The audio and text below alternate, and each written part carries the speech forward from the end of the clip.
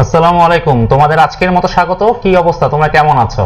এই করোনা পরিস্থিতিতে তোমাদের পড়াশোনার ব্যাপারে আমাদের হেল্প হিসেবে আজকে আমরা তোমাদের কাছে নিয়ে এসেছি অনুশীলনী ষষ্ঠ শ্রেণীর ছাত্রছাত্রীদের জন্য অনুশীলনী 2.1 মেইন বইয়ের অঙ্কের সলভ। আজকে দ্বিতীয় নাম্বার ক্লাস।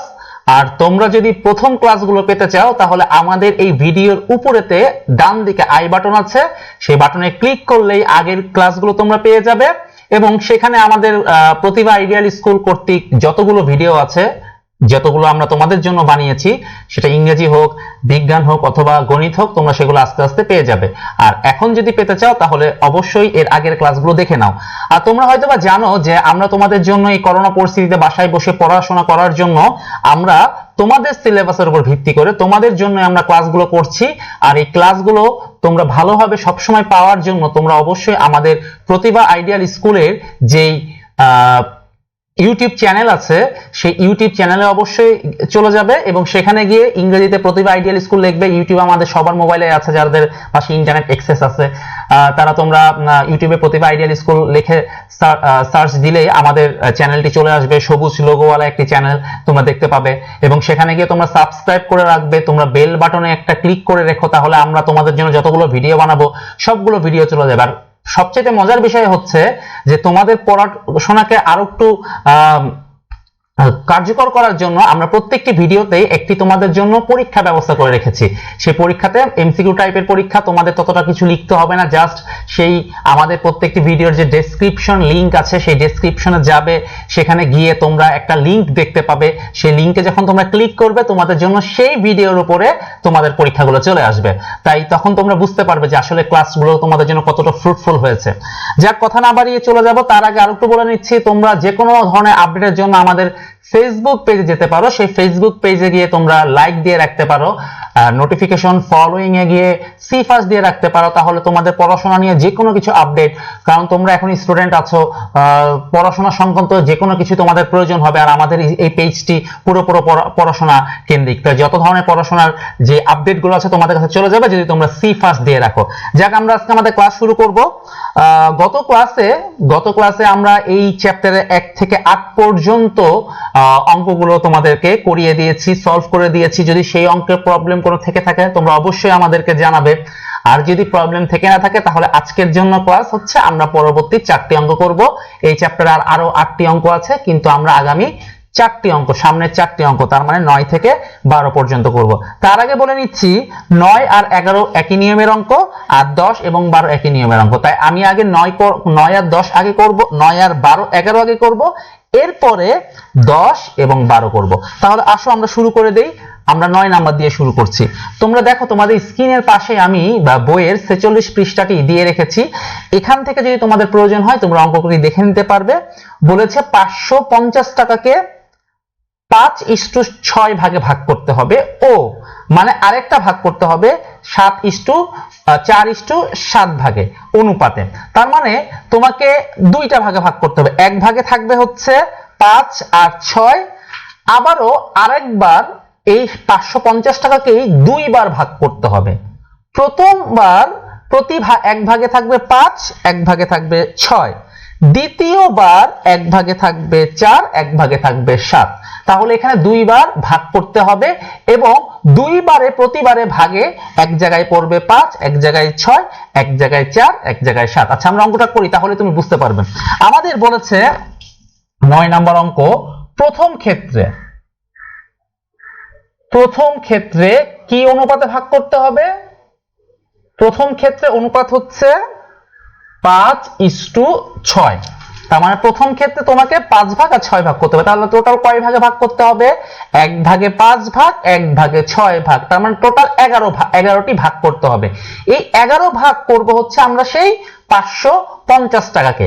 তারপর 1 ভাগে রাখবো 5টা ভাগ, আর এক অংশে রাখবো 6টা ভাগ। তাহলে আসো আমরা এরপরের যে কাজটা করতে হবে, আমাকে দেখতে হবে এই অনুপাত টোটাল কয় ভাগ আছে, মানে অনুপাতের সমষ্টি।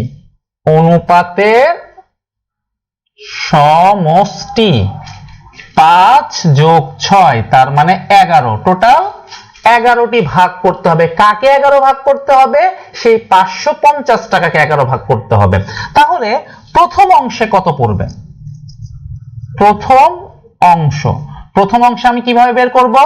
এই 550 টাকা এর কত ভাগ? 11 ভাগের মধ্যে প্রথম অংশে কয় ভাগ? 5 ভাগ। 11 ভাগের 5 ভাগ প্রথম অংশে। তাহলে আমি কাকে ভাগ করব? 550 কে ভাগ করব। টোটাল কয় ভাগ করব? 11 ভাগ করব এবং 5 ভাগ কোথায় দিব? প্রথম অংশ পাবে 5 ভাগ, কারণ কি প্রথম অংশে আছে 5 ভাগ। তাহলে আমরা এটা কি করলাম? যখন আমি 550 এর সাথে আমি এর করলাম বা গুণ করলাম, কি এর করলাম? টোটাল যে অনুপাতের সমষ্টিকে নিচে রেখেছি এবং এই 11 ভাগের উপরে কত ভাগ আছে? আমার প্রথম অংশে যা আছে তাই। তাহলে আমি এটা এখন ব্র্যাকেট দিয়ে দিলাম, এখানে টাকা লিখে ফেললাম। এখন তোমরা সবাই জানো এর চিহ্নটি গুণ হিসেবে কাজ হয়, তাই আমরা এখন কি করব? 11 দিয়ে 550 কে কাটবো, কাটলে হবে 50। এই 50 আর তাহলে কত হলো? 50 এর হয়ে যাবে গুণ 5 টাকা। তাহলে কত হবে? গুণ করলে দেখবে 250 টাকা হবে। ঠিক আছে, এরপরে দ্বিতীয় অংশে চলে যাব। দ্বিতীয় অংশ, দ্বিতীয় অংশে কি হবে? এই 550 কে 550 এর 11 ভাগের মধ্যে দ্বিতীয় অংশ কয় ভাগ পাবে? 6 ভাগ পাবে। তাহলে এটা আমরা ব্র্যাকেট দিব, টাকা লিখব। তাহলে 11 দিয়ে 500 কে ভাগ করব, 50 হবে। 50 দিয়ে গুণন, এর গুণ চিহ্ন, টাকা গুণ করলে হয়ে যাবে 300 টাকা। তার মানে এক ভাগে আসবে 250 টাকা, আর এক ভাগে আসবে 300 টাকা। তোমরা অঙ্কটি দেখে নাও, 250 আর 300 মিলে 550 হয়ে গেল। তার মানে প্রথম ক্ষেত্রে 5:6 এইভাবে আমি কি করলাম?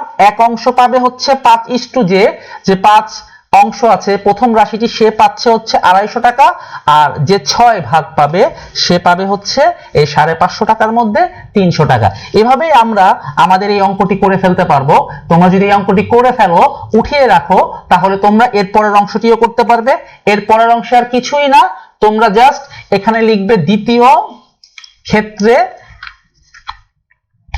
এখানে লিখবে দ্বিতীয় ক্ষেত্রে, এখানে লিখবে হচ্ছে কত? 4:7। এখানে লিখবে কত? 4 যোগ 7 11ই হবে। এখানে কত হবে? 4 হবে। এখানে হবে 4, এখানে হবে 200, 50 গুণন 4 200। এখানে 6 এর জায়গায় হবে 7, এখানে হবে 7, এখানে হবে 350 টাকা। তার মানে প্রথমবারে ভাগ করলে হবে একজন পাবে 250 আর একজন পাবে 300, আর এবার হবে একজন পাবে 200 আর একজন পাবে 350। তাই আমরা আমাদের 9 নম্বর অঙ্কটি হয়ে গেল। এবার আমরা চলে যাব হচ্ছে 11 নম্বর অঙ্কে। 11 নম্বর অঙ্ক আর এই 9 নম্বর অঙ্ক একই রকমের অঙ্ক। তোমরা যদি এইটা বুঝে থাকো তাহলে 9 নম্বর অঙ্ক অবশ্যই পারবে আমার বিশ্বাস। তারপরও আমি তোমাদের সাথে একটু অঙ্কটি শেয়ার করি। অঙ্কটিতে কি বলেছে একটু খেয়াল করি। বলেছে দুইটি সংখ্যার যোগফল, মানে দুইটি সংখ্যা 630, এখানে দুইটি সংখ্যা আছে, তার মধ্যে বলেছে এদের অনুপাত 10:11। তার মানে এদের অনুপাত, এদের মধ্যকার সম্পর্ক, আমরা গত ক্লাসে আমরা অনুপাতের সম্পর্ক বা অনুপাত কি সেই ব্যাপারে ব্যাপকভাবে কথা বলেছি। তোমরা আমাদের আগের ভিডিওটি দেখে নাও, তাহলে তোমরা অনুপাতের ধারণাটি একটু ভালোভাবে পেয়ে যাবে। তাহলে আমাদেরকে বলেছে এদের অনুপাত 10:11। এখন সংখ্যা দুটি বের করতে বলেছে, একই রকম সংখ্যা দুটির অনুপাত থেকে সংখ্যা দুটির সমষ্টি বের করতে হবে। তার মানে আমি যদি ব্যাপারটা এইভাবে বলি, এই 630 টাকার 30 এই যোগফলের মধ্যে দুইটি সংখ্যা আছে, সেই দুইটি সংখ্যার মধ্যে তাদের অনুপাত কত? 10:11। অনুপাতের সমষ্টি কত? 10 আর 11 মিলে 21। তার মানে আমি যদি 630 কে 21 ভাগে ভাগ করি, 21 ভাগে ভাগ করে 10 ভাগ এক জায়গায় রাখবো, 11 ভাগ এক জায়গায় রাখবো। 10 ভাগটি হবে আমার প্রথম সংখ্যা, 11 ভাগটি হবে আমার দ্বিতীয় সংখ্যা। এভাবেই আমরা করে ফেলবো, যেটা মাত্র 9 নাম্বার অঙ্কতে করেছি। আসো তাহলে আমরা শুরু করে ফেলি। আমি খুব দ্রুত এই অঙ্কটা করব, যেহেতু একই নিয়মের অঙ্ক। আমরা কি লিখব? 11 নাম্বার। এখানে সংখ্যা দুইটির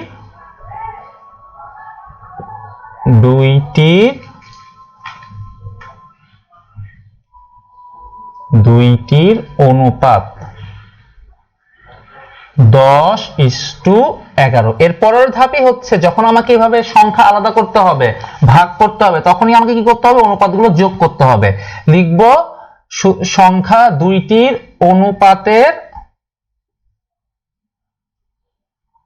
সমষ্টি 10+11, দ্যাট মিন্স 21। এবার লিখব সুতরাং প্রথম সংখ্যাটি কি হবে, এই 630 কে আমরা 30 এর 21 ভাগের মধ্যে 10 ভাগ হবে প্রথম সংখ্যাটি।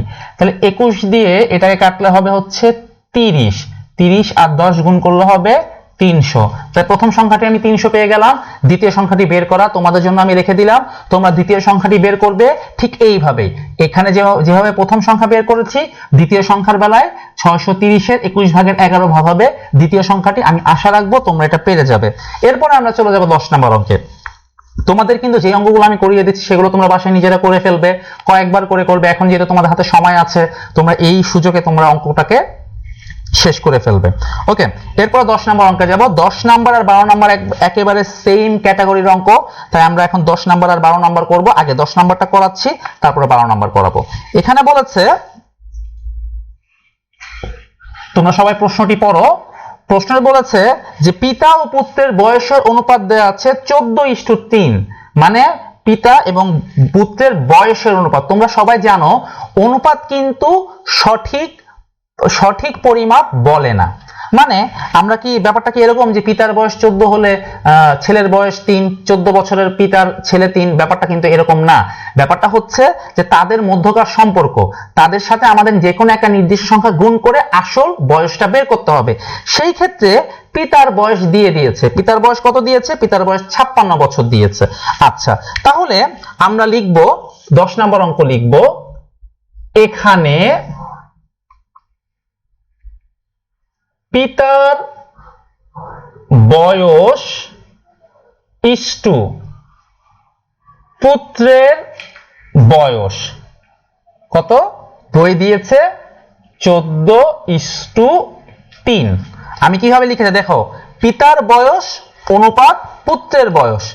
এখানে বইয়ে তো বলেছে এটা পিতার পুত্রের বয়স, প্রথমে পিতা তারপরে পুত্র। কিন্তু মজার ব্যাপার হচ্ছে পিতার বয়স দিয়ে দিয়েছে। পিতার বয়স কত দিয়েছে? 56 বছর। তাহলে 56 পুত্রের বয়স। এবার আমরা একটা কাজ করব, সেটা কি তোমরা সবাই জানো, ইস্টু মানে ভাগ, একটা ভগ্নাংশ, এটা ভাগ হিসেবে আমি ইউজ করতে পারবো। তাহলে যদি আমি ভাগ হিসেবে ইউজ করি, তাহলে আমি কি করব, ইস্টুর জন্য ভাগ চিহ্ন দিলাম, উপরে যাবে 56, নিচে যাবে হচ্ছে পুত্রের বয়স, আর এখানে যাবে 14/3। এবার আমরা আড়াআড়ি গুণ করব। কিভাবে করব? এই পুত্রের বয়সের সাথে আমরা পুত্রের বয়স এইটার সাথে আড়াআড়ি 14 গুণ হবে, আর এখানে 56 সাথে 3 গুণ হবে। এরপরে পুত্রের বয়স এখানে রেখে দিব, আর এই 56 এখানে আমি 14 নিয়ে আসব। ভালোভাবে দেখো, এই সমীকরণ, এটাকে বলা হয় সমীকরণ। দুই পাশেই আমার কিছু রাশি যোগ বিয়োগ গুণ ভাগের মতো আছে। যেহেতু পুত্রের বয়সের সাথে 14 গুণ করা আছে, তাই এই 14টাকে যখন আমি এক সাইডে নিয়ে যাব, আমার এখানে পুত্রের বয়স, মানে যেটার অ্যান্সার আমার লাগবে, আমাদের আনসার বের করতে বলেছে পুত্রের বয়স কত। তোমরা দেখতে পাচ্ছ তোমাদের স্ক্রিনে পুত্রের বয়স বের করতে বলেছে। পুত্রের বয়স আমাকে এখানে রাখতে হবে, আর পুত্রের বয়সের সাথে যে সংখ্যাগুলো আছে সেটাকে আমার সাইডে নিয়ে যেতে হবে, ডান দিকে নিয়ে যেতে হবে। তাহলে এটা গুণ করা অবস্থায় আছে, এটা সাইডে চলে গেলে, ওই পাশে চলে গেলে এটা ভাগ হয়ে চলে যাবে। এরপরে আমাদের আনসার বের হয়ে যাবে এখানে পুত্রের বয়স। আচ্ছা, আমরা যদি 14 দিয়ে এটাকে কাটতে চাই, তাহলে হওয়ার কথা 4 14 7 56। তাহলে এটা কত? 4, আর 3 4 12। ঠিক আছে, তাহলে কত হয়ে গেল? 12। তাহলে পুত্রের বয়স 12 বছর। তাহলে আমি এখানে লিখে দিব, সুতরাং পুত্রের বয়স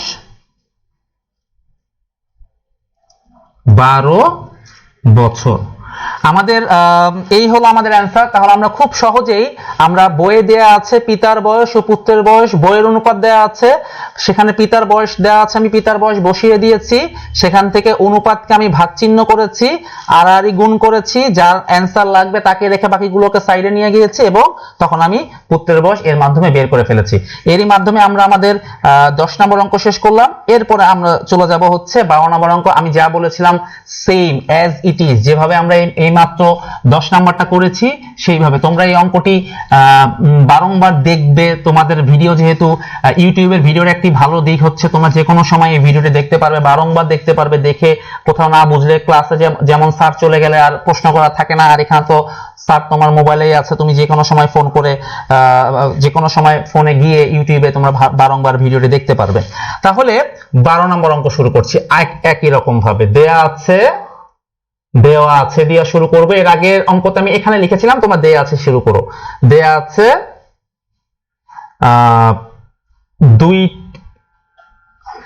এটা 2টি বইয়ের মূল্য দেওয়া আছে, তাহলে আমি এটাকে এইভাবে লিখবো, প্রথম আলাদা করে লিখবো, প্রথম বইয়ের মূল্য ইস্টু দ্বিতীয় বইয়ের মূল্য কত দেওয়া আছে, 5:7।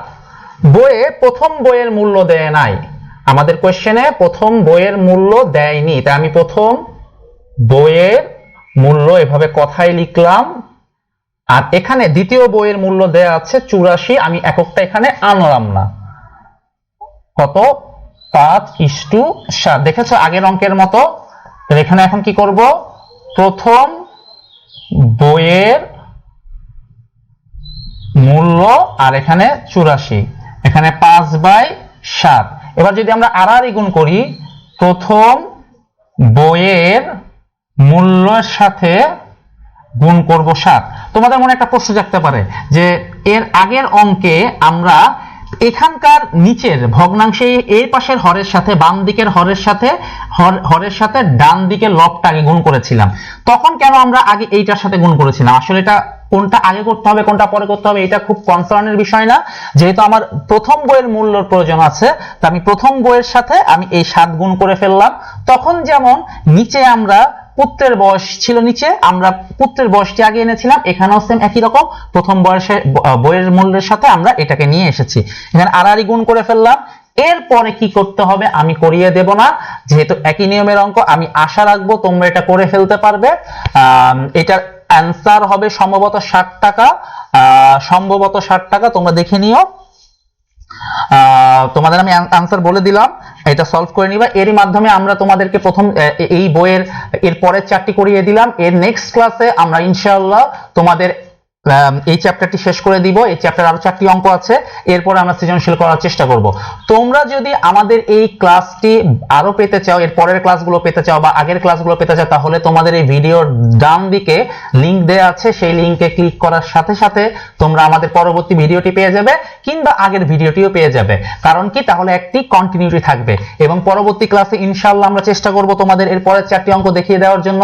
ততক্ষণ পর্যন্ত সুস্থ থেকো, আল্লাহ হাফেজ।